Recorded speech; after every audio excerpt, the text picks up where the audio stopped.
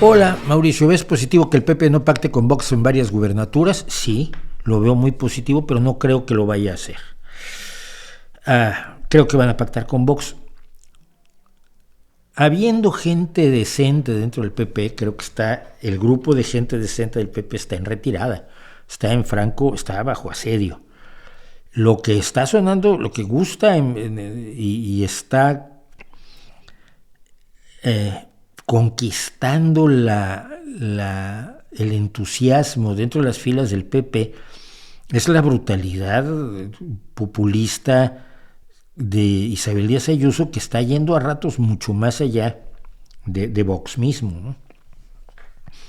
Me dicen, yo lo dije cuando Isabel Díaz Ayuso gana la mayoría absoluta en Madrid el domingo pasado, sigo sin entender por qué, y que por lo tanto no necesita a Vox para gobernar. Yo decía en un pequeño tuit, Isabel Díaz Ayuso está muy contenta de que no necesita a Vox para gobernar, porque así no tendrá a los moderados obstaculizando su agenda.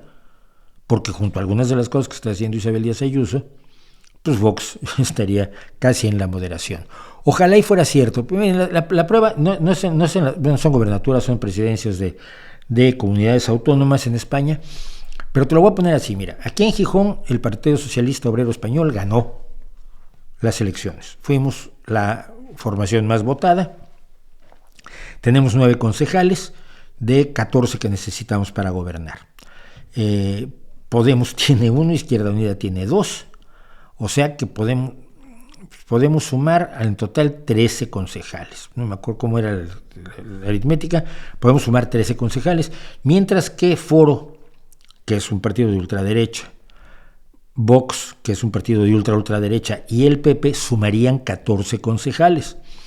Por lo tanto, lo que nosotros decimos es, ganamos, pero no vamos a gobernar. Si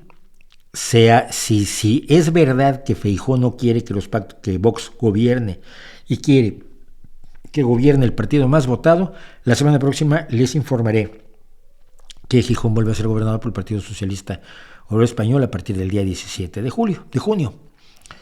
Yo lo veo muy difícil. Yo no creo que esto sea más que el discurso de Feijóo, que dirá lo que sea cualquier día. El otro día estaba enojadísimo porque va a haber votaciones el 23 de julio, que esto no tenía precedentes, que a la mitad de las vacaciones se convocaran elecciones. Se le olvidó que hace un tiempo convocó a elecciones autonómicas en Galicia un 12 de julio.